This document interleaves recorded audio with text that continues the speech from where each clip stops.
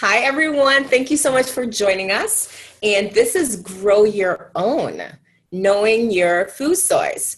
My name is Linda Okwar, and I am coming to you from Los Angeles. As you can see, it's still it's pretty light out. And thank you for joining us this evening. We really appreciate you taking the time. And I am joined by Heather Hampton, and Heather is in Minnesota, as well as Kristen Horler, who's coming to us from Florida, and you'll get a chance to hear them a little bit later. Grow your own. Okay, let's begin. Now, we know that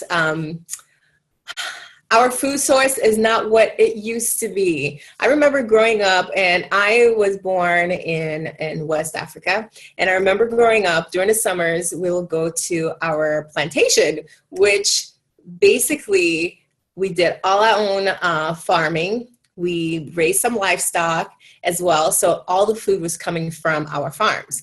And we will go and we'll harvest the plants. And the corn was so sweet. The fruits came right off of the trees. It was so delicious. And for a long time, I had absolutely no idea that it was any different. I just thought that's how food was supposed to be. But as I grew up, I realized that the food tasted the same, and the quality of food was not the same. I mean, the reality of where we live in our food source today is that much of the fruits and vegetables are picked from before they're ripened. They're packed, refrigerated, shipped from hundreds, sometimes thousands of miles away, repacked, displayed, handled, all those things before you even get to it. And it's coming from soils that are very depleted, so they're lacking the nutrients that they need. And some of the farms involve practices like using harmful pesticides and chemicals. Some of the food are GMOs, which is the genetically modified objects. The results ends up being less nutritious food. They don't taste as great. The food in the midst of all the processing and the handling loses moisture. The vitamins and minerals are depleted. Even the sweetness is different. The corn tastes different. The snap peas, they lose the sweetness because they've been handled, or they weren't picked when they were ripe at the time that they should have been picked. And a lot of them contain harmful chemicals. They are genetically modified, which means they're different from their original state.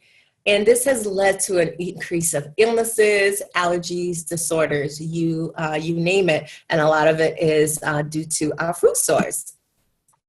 So I know that growing your own food can be all out, full-time, challenging endeavor. So we are not here to tell you to grow all your food. We are saying that growing some of your food not only could be very beneficial nutrition-wise, but also in all the other things that you learn and you teach your kids is a great way to bring nutritious food into your family, but also to teach life lessons to your families. So let's talk about some of the benefits of growing your own fruits and vegetables. So if you're growing your own fruits and vegetables, you know exactly what's going into your soil, you know what you're using and what practices you are using. So you're using the best farming practices. And for most of us, it's just soil, water. I mean, very basic things, maybe some plant food, but most of us don't get into using chemicals or trying to redesign a new tomato or something like that. You're basically getting a seed, you're planting it, and you are going to the most basic of source, as far as basic of equipment, basic of practice as far as like growing your fruits and vegetables. So you're using the best farming practices. And also is organic. I mean, simply stated, organic produce and other ingredients are grown without pesticides, synthetic fertilizers, like sewage sludge, genetically modified organism, or radiation that can not only change the taste of the food, but it can also change the makeup of the food. So when you hear organic, it's free of all these chemicals that could be harmful to us in the long run. Also, a farmer's market, if you are not able to grow your own food, farmers markets, you can definitely find farmers that will practice such practices, so you can make sure that those foods are organic, and you're shopping for farmers that have been using those best practices we talked about. But did you realize that growing your own food can also be beneficial to the environment? You would be growing food that are environmentally sound, and it'll be protecting the environment. For example, Soil Conservation Service estimates that about 3 billion tons of topsoil are eroded from the United States crops each year. That means that the crops are eroding 7 times faster than it could be built up. So you are getting food that are very depleted because the soil is growing in. Even if you get, for example, I keep talking about tomato. If you get a tomato, it looks like a tomato, might taste like a tomato, but you might not have the nutrients that a tomato should have. So the foundation of the soil changes. But when you're growing your food, you're turning it over more. You are taking care of your garden the way that you should. Oftentimes you are rotating what you're growing and not growing the same thing over and over and over again. So you're going to have less of the soil erosion that a big farm or a plantation may have. Also, you're going to be saving energy. Farms these days are so different from what they were before. So you're contributing to that energy change. It takes so much petroleum and so much power and so much energy to grow all these foods like really, really, really fast. Even if you just add a little bit or take away from that energy burn, and just think of like all the hundreds and thousands and sometimes millions of people, if they're doing the same, how much energy you can contribute to saving as well. And then you get to control the food that you get. The average child receives 4 times more exposure than any adult, at least, to 8 cancer-causing pesticides in their food. And this is like before they're 18. If you think of, me being a mom and as a parent, or even in general for yourself, if you think you're eating properly, you're making the right choices, but then you realize that you're exposing your family, you're exposing yourself to a lot of chemicals that you had absolutely no idea of, that's horrifying to me. So knowing that I can control just a little bit of that really, really gives me peace of mind. And then also, you're picking the foods at a superior state when you're growing your own. So you're getting those vegetables when they're ripe and when they're supposed to come, not when they're green. So it could be shipped hundreds and thousands of miles away and get there when it's ripened. You're getting it at that prime time. So you're savoring the nutrients, the taste of it, everything that fruit is supposed to have. So you're going to get that food at that superior state. So those are some of the reasons why you should grow your own. So let's talk a little bit about organic and non-organic. I mentioned it a little bit in the beginning, but I know that some people, when I tell them, like, I eat a lot of organic food, they ask me, do you eat everything organic? And I say, no, of course, there's a cost involved. There's also availability, depending on what part of the country you're in. I'm fortunate to be in a place where I can get a lot of organic food, but I know that it's not the same for everyone, especially if you live in a state that's pretty cold, or that don't have the sunshine and the warm weather like we have here. So if you had to choose, the EWG gives us a dirty dozen and a clean 15. So what are the dirty dozen or the dirty 12? So these are the foods that you should be getting organic whenever possible. And it's listed right here: strawberries, spinach, nectarines, apples, peaches, pears, cherries, grapes, celery, tomatoes, sweet bell peppers, which we eat all the time in my household, and potatoes. Now, some are, these are the dirty dozen. So these are the ones that definitely should be organic if possible. The clean 15 the sweet corn. A lot of these tend to be the ones that have the harder covering over it, but still there are things in here that are pretty like surprising to me because, you know, I wouldn't think that cauliflower would be in a clean 15, but it is. So sweet corn, avocados, pineapples, cabbage, onions, sweet peas, papayas, asparagus, mangoes, eggplant, honeydew, kiwi, cantaloupe, cauliflower, grapefruit. So these are the clean 15. So these are the list of fruits and vegetables that you don't necessarily have to go organic in. I'm a little like freaky in that I like to get as much as possible, but if you are trying to save money or if you're not able to, know that these clean 15 are cleaner than the dirty dozen. So when picking organic, pay attention to this list. I actually have a little card that I put on my refrigerator and I carry with me. And now my daughter knows what they are. And she will ask me when we're going shopping, should we get the green one or the purple one? Talking about like the packaging or the labeling. So she knows to ask, but she knows there's a difference between organic and non-organic. And now I'm going to pass it over to Heather Hampton. And Heather is in Minnesota, as I said, and she will introduce herself and she will speak to you more about the Tower Garden. Thank you, Linda. And yes, I am in Minnesota. And speaking of those colder climates where we don't have access always to organic, that is us in Minnesota. But that's why I love the Tower Garden. And I'm just going to share with you guys a little bit about the future of gardening with the Tower Garden.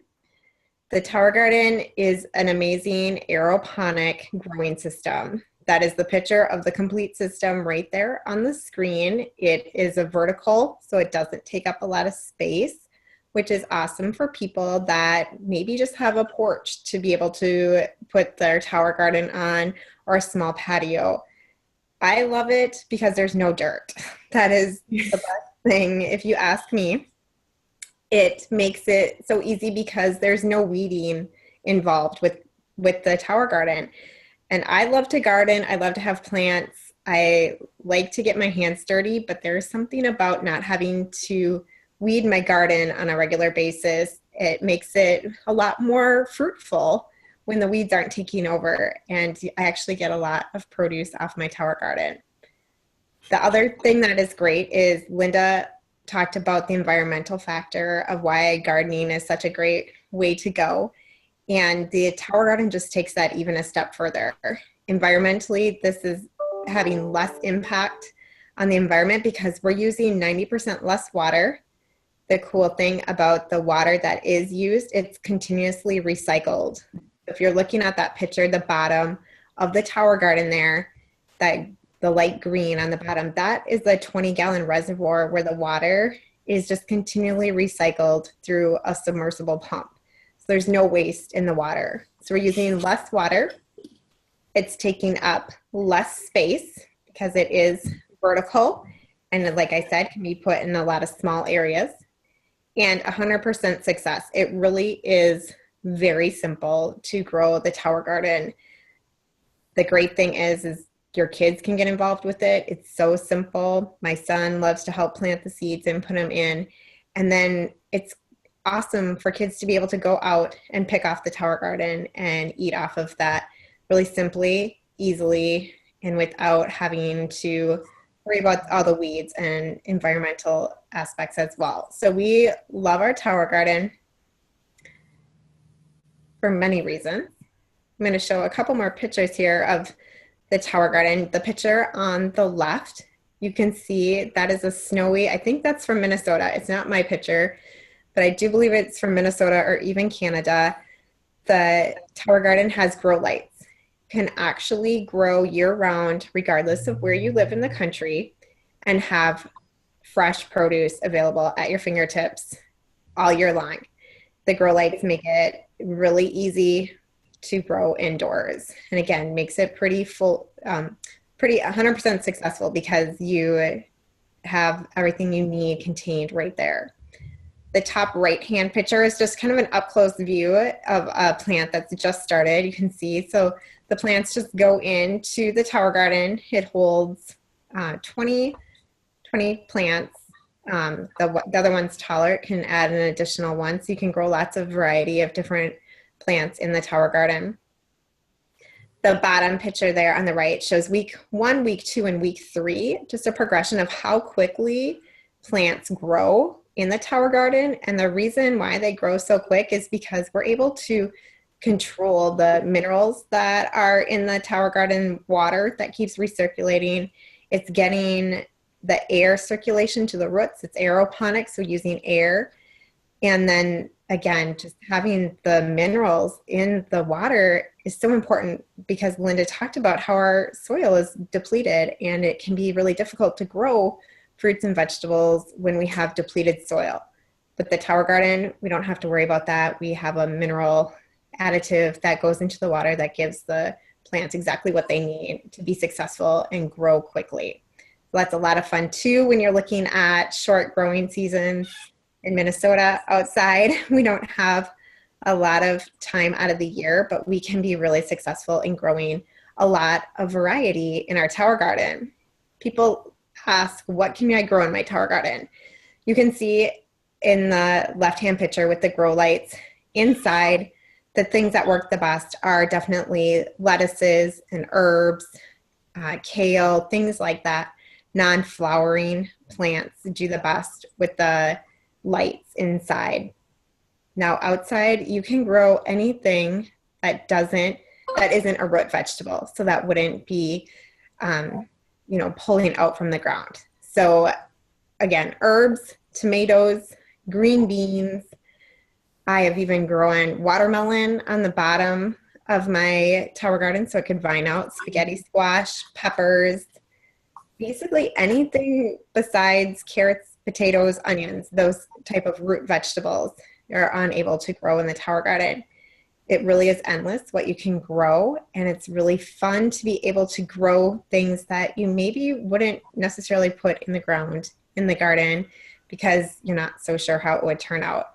I love to experiment, and then it's fun for the kids and I to both be able to try new things and make new recipes with different fruits and vegetables that we wouldn't normally pick up at the grocery store. I have actually grown strawberries in my tower garden too, and they're delicious.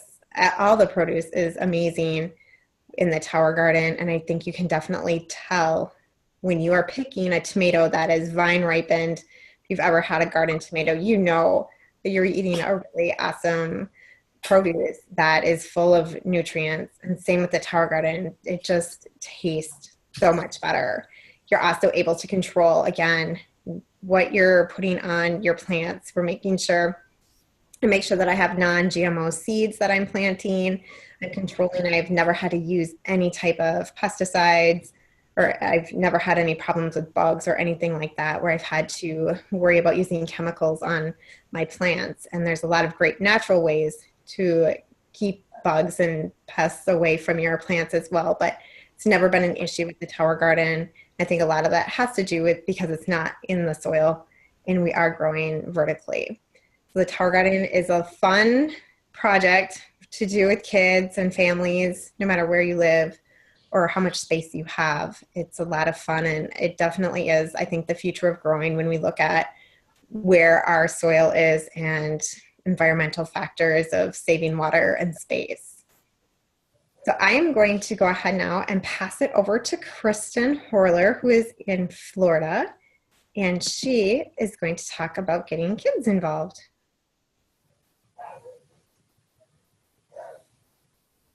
And Kristen, you're muted. All right, unmuted. Excellent, thank you.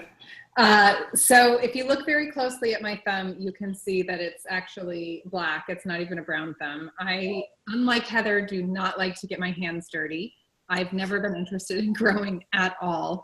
But I am very concerned, just like Heather and Linda had mentioned, about the source of our food and our fruits and vegetables, where they're coming from. I know Linda had touched briefly on the increase in allergies and illness, and actually I am one of the people who suffer from some autoimmune disease specifically related to how our food is being produced. And unfortunately, my son also suffers from an autoimmune disease as well. And so much of this has to do with the mass production of food today. So there's 3 places that my family likes to source our fruits and vegetables. The first one is the farmer's market. So I just went to the farmer's market Saturday. I love having the opportunity to go with my kids. I don't always have the opportunity to bring them with me just because of where I am at and what I'm doing on Saturday mornings when I have a chance to go to the farmer's market. But there is one organic produce stand that is just amazing. And I stocked up on so many different fruits and primarily vegetables. And it's been great for the kids to just see these, out on the counters. I'm washing and prepping and getting things ready for the week. Because my kids were trying different things. It's not very often that we eat radishes. That's not something I typically keep in the house, but they had a beautiful bunch of organic radishes at the farmer's market stand. So I brought some home, washed them up, sliced them up, and put them in a container. And they tried them. They weren't sure that they loved them, but they tried them. And that was the important thing. And that's one thing I encourage families to do is no matter what the age of your children, as they start to get old enough to walk and eat solids and talk, is to take them to the store with you, take them to the market with you, and ask them, maybe it's once a month, maybe it's, once every other week, ask them to pick a new fruit or vegetable to try that week. And, when you give them that opportunity to pick something, they're empowered to, choose something of interest to them. I can tell you that my children, they never would have tried dragon fruit or star fruit if that hadn't been an opportunity I put in front of them. Go walk around Whole Foods Market, pick something new that you've never tried before, and to really challenge them to get out of their comfort zone, to look for something maybe that they'd never tried before. And they absolutely fell in love with dragon fruit. They love it. I would never have bought that myself. So I was excited that they picked it and they tried it and they love to eat it whenever they can. So that is one of the things that we do as far as where we source our fruits and vegetables for our family is at our local farmers market, specifically at the organic fruit and vegetable stand. The other place that we source our fruits and vegetables is from either our local Whole Foods Market or Trader Joe's. And we really try to get as much organic as possible. And like Linda was talking about, it's not always possible. I was making a recipe and the store was out of organic red bell peppers. Now, reading that list of the Dirty Dozen for 2017, I'm horrified. But at the end of the day, we eat out at restaurants from time to time. We know we're not getting 100% organic. We do our best. I would say maybe we're 70 to 80% organic at home because we eat the majority of our meals at home. And I try to get as much as I can. I am not as concerned about things like bananas and melons. But definitely potatoes, I'm getting organic. So, think about where you're shopping and what you have access to at these stores. There's certain grocery stores in our area in Florida that I won't shop at because the organic produce is very slim to none, and what they do have tastes terrible. So I understand why the majority of people think that it's not worth it or that it's very expensive. So try to find some of the other stores or farmers market where you can get organic produce. Now, I do have to say the soil here in Florida is terrible. Everything has sand in it, understandably so. We are close to the beach. And even the beets that I purchased at the farmer's market on Saturday, I had to rinse them about 5 or 6 times to get all of the sand off of them. And they were pretty clean when I picked them up from the farmer's market. So it's really difficult to get all of that sand and debris off here in Florida, which means that our soil isn't really great for growing. And that's one of the reasons that we as a family also grow our own produce. Now, I want to remind you about that black thumb I have and how bad I am about growing and how I hate dirt and I hate weeds. But 4 years ago, when the Juice Plus company came out with the Tower Garden, I said, maybe I can do this. And just like Heather, this has been a wonderful experience for my children because I have so many pictures of them over the last 4.5 years where they're picking the seeds that we're planting into the rock wool, which is part of the growing system. And they're coming home every day after school looking to see if their cucumber has sprouted or their tomato has sprouted. And then when it's been about 2 weeks or they've sprouted to a certain height, we move it from inside in the kitchen counter outside to the Tower Garden. We put them in those little receptacles that you saw in the pictures that Heather was sharing. And then, again, they're coming home from school every day. It's kind of like when you have a new pet in your home. It's like you want to come home and see how it's doing. And, my daughter, the non-vegetable eater, that first cucumber that grew on our tower garden, it was hers. She wouldn't share it with anyone. And it was such an experience. She still remembers and talks about it today.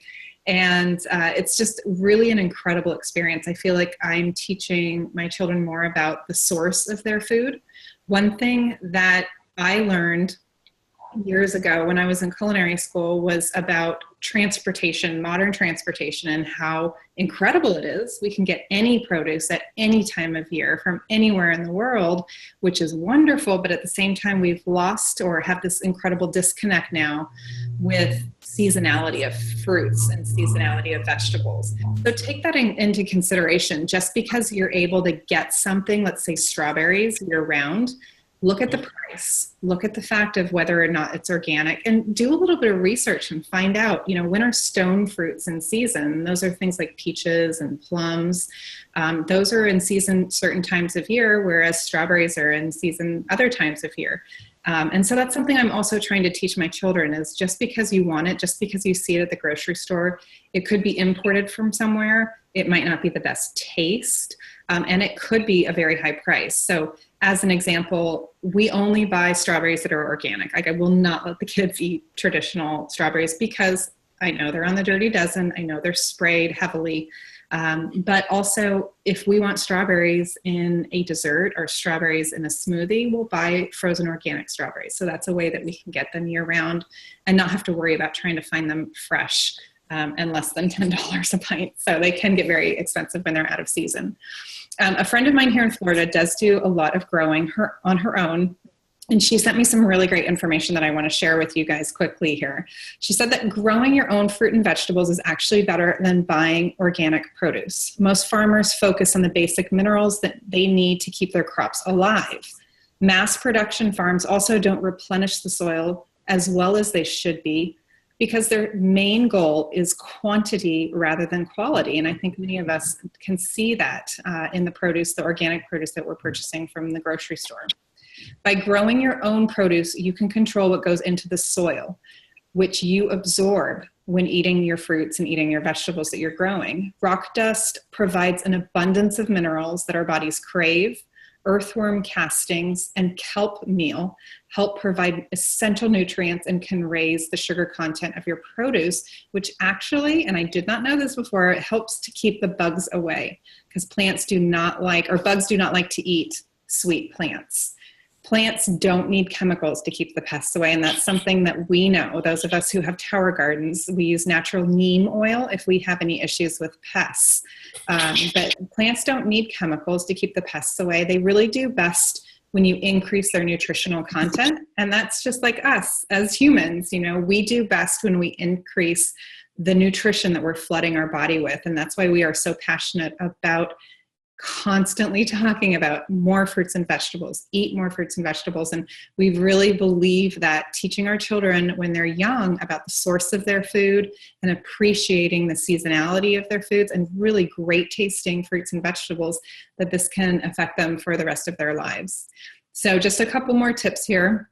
Optimal nutrition and variety is essential. Most farmers only grow fruit and vegetable varieties that can be picked before they're ripe and that can withstand transport and a long shelf life. Also ones that are large and attractive. So I think about this process of, let's just talk about strawberries briefly here.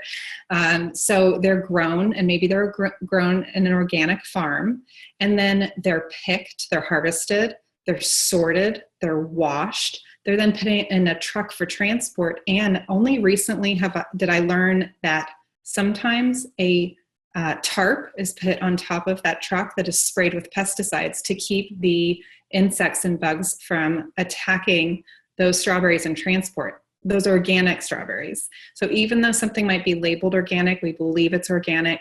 I want to try to grow organic strawberries just like Heather is. I think that's amazing.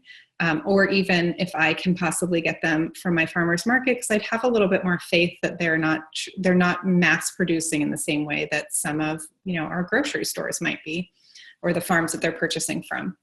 One other tip is that picking produce before its optimal ripeness drastically limits the nutrients. And I've talked about this many times in some of our other nutrition ed calls about how important it is to have vine ripened fruits and vegetables. This is why we should be shopping at the farmer's market. This is why we should be growing our own produce, even if it's something as simple as growing basil on your kitchen counter. So there are so many different varieties of fruits and vegetables that have varied nutrients, flavors, colors, and textures. There's actually 1,000 different varieties of bananas. I had no idea. And most of our grocery stores really only sell one. Sometimes we might see 2 varieties available. So imagine how many different varieties of fruits and vegetables you haven't even tried yet. So think about this when it comes to your children and exposing them to new fruits and vegetables, helping to expand their palate, even if it's something as simple as my example of slicing up the radishes and asking the kids to try a couple bites. You know, they both had a different reaction. Neither of them absolutely loved them, but they tried them, and it's encouraging our kids to eat the rainbow. I think we talked about that last month, how important it is to eat the rainbow. So I just wanted to thank everyone tonight for joining us and listening just a little bit more about our experience growing and tips and things that you can include for your family. You can start anywhere. You can start on your windowsill, as I mentioned, growing some herbs. You can take your children to the market and ask them to pick out a fruit or a vegetable. You can really start small, start simple. And we just want to thank you again for joining us tonight. I hope we have inspired you to grow your own. So hope you have a great evening. And thanks again. Please make sure you get with the person who invited you tonight if you have any additional questions.